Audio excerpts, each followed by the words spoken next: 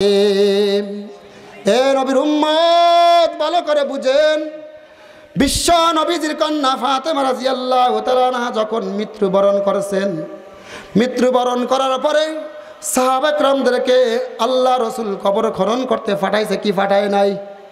কবর খনন করতে পাঠাইছেন, যাও তোমরা কবর খনন করে আসো। সাহাবা کرام কবর থেকে মাটি তুলতেছে, মাটি উঠায় আর বলতেছে, ও কবর, তুমি কি জানো তোমার ঘরে কাকে রাখা হবে? আবার বলতেছে, কবর তোমার ঘরে রাখা হবে বিশ্ব নবীজির কন্যা ফাতেমাকে। কাকে? কথা বলেন না, কাকে? বিশ্ব নবীজির কন্যা ফাতেমাকে তোমার গর্ভে রাখা হবে। আবার মাটি উঠে আবার বলতেছে, কবর তুমি জানো তোমার ঘরে কাকে রাখা হবে? তোমার ঘরে রাখা হবে জান্নাতের সমস্ত যুবকদের সরদার, নবীজির আদরের দুলালি হাসান হোসাইনের আম্মা ফাতেমাকে তোমার গর্ভের মধ্যে রাখা হবে।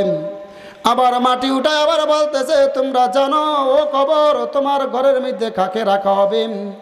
তোমার ঘরে রাখা হবে জান্নাতের সমস্ত যুবতী মহিলাদের সরদারনি হযরতে ফাতেমা রাদিয়াল্লাহু তাআলা আনহাকে তোমার ঘরে রাখা হবে। এইভাবে কবরকে মাটি উঠায় আর কবরকে বলতেছে, হঠাৎ কবর থেকে আওয়াজ, কবর বলতেছেন, বিশ্ব নবীজির কন্যা ফাতেমাকে আমি চিনি না।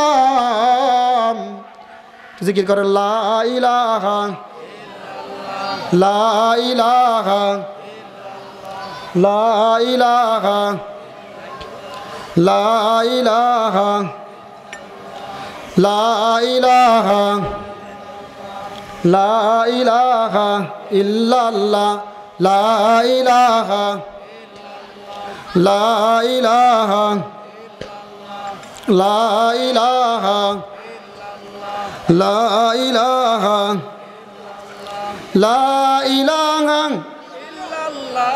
লা ইলাহা লা ইলাহা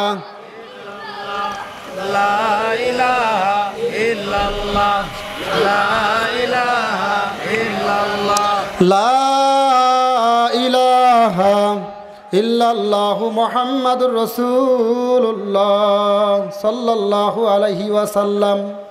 এবার কবর থেকে প্রশ্ন আসলো, আমি বিশ্ব নবীজির কন্যা ফাতেমাকে চিনি না, আমি নবীজির জামাই আলী রাদিয়াল্লাহু তাআলার স্ত্রী ফাতেমাকে চিনি না, নবীজির আদরের দুলালি হাসান হোসাইনের আম্মা ফাতেমাকে চিনি না, আমি শুধু চিনি কবরে আমল আর ঈমান। কি বলেন, কি চিনে? আমল আর ঈমান। আপনি যদি আমল ছাড়া কবরে যান, ওই কবরটা কেমন হবে একটু চিন্তা করে দেখেন। ওই কবরের মধ্যে আপনার কবরে সাপ থাকবে কি থাকবে না?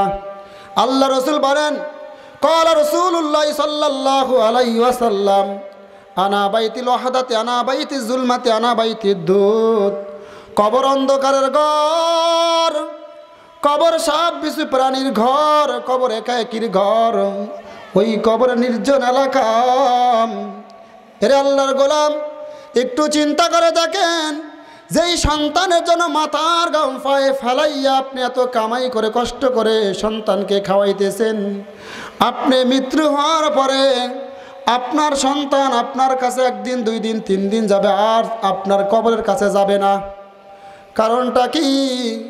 আপনি এমন একটা জায়গায় শুয়ে থাকবেন, দিনের বেলা ওই জায়গায় মানুষ যাইতে ভয় পায় কি পায় না? কই বাঁশবাগান, কই আপনার বাড়ি, কই অট্টালিকা, কই খাট, এমন একটা জায়গায় আপনাকে নিয়ে রেখে আসবে, ওই জায়গার মধ্যে মানুষ দিনের বেলাও যায় না। এমনও কিছু খবর দেখা যায়।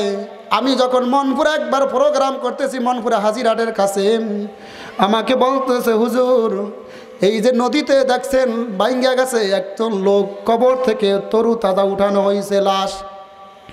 সকাল রাত্রে স্বপ্নে দেখাইছে সন্তানদেরকে, ও সন্তান, আমি তো খুব কষ্টের মধ্যে আছি, আমাকে তোমরা এই জায়গা থেকে সরাইয়া নিয়ে যাও। 1 দিন, 2 দিন, 3 দিন তারপর সন্তানগুলো বাড়িতে গিয়ে ইমাম সাহেবের সাথে যোগাযোগ করলো, সবাই একত্রিত হয়ে, হুজুর আমার বাবা আজকে মরে গেল, প্রায় 100 বছর হয়ে গেল, নদীতে ভাঙ্গা যাইতেছে, কিন্তু দেখতেছি বাবা কিন্তু বলতেছে আমাদেরকে ওই জায়গার থেকে সরাইতে, কারণটা কি?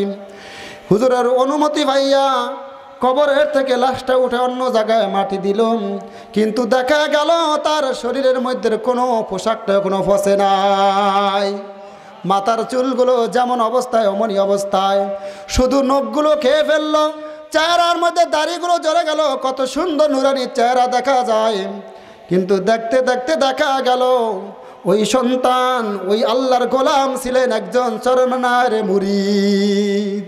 কথা বলেন না, কিসের মুরিদ ছিল? কিন্তু আল্লাহর ইবাদত চলে গেল, সন্তানগুলো নামাজ পড়াইতে পারে নাই, সন্তানগুলো কোরআন তেলাওয়াত করাইতে পারে নাই। এই সন্তান দুনিয়াতে যতগুলো গুনাহ করবে, এই গুনার ভাগ মা বাবা হইবে কি হইবে না? কথা বলেন, কি হইবে কি হইবে না? আপনার আদরের সন্তানকে আপনার টাকা দিয়া মোবাইলটা কিনে দিলেন, এই মোবাইলের মধ্যে আপনার সন্তান যত রকমের গুনাহ করলো, এই গুনার ভাগ আপনি হবেন কি হবেন না? হবেন কি হবেন না? কথা বলেন, হবেন কি হবেন না? এদিন আল্লাহ সুবহানাহু ওয়া তাআলা বলেন, বান্দা তোমরা আমি আল্লাহকে পাওয়ার জন্য চরমানের ময়দানে যাও, আমি আল্লাহকে পাওয়ার জন্য টঙ্গীর ময়দানে যাও, আমি আল্লাহকে পাওয়ার জন্য সব জায়গায় দৌড়াদৌড়ি করো, তবে বান্দা 1 নম্বর শর্ত হলো গুনাহ থেকে বাঁচতে হবে। ইয়া আইয়ুহাল্লাযীনা আমানুত্তাকুল্লাহ ওয়া কুনু মা'আস সাদিকিন,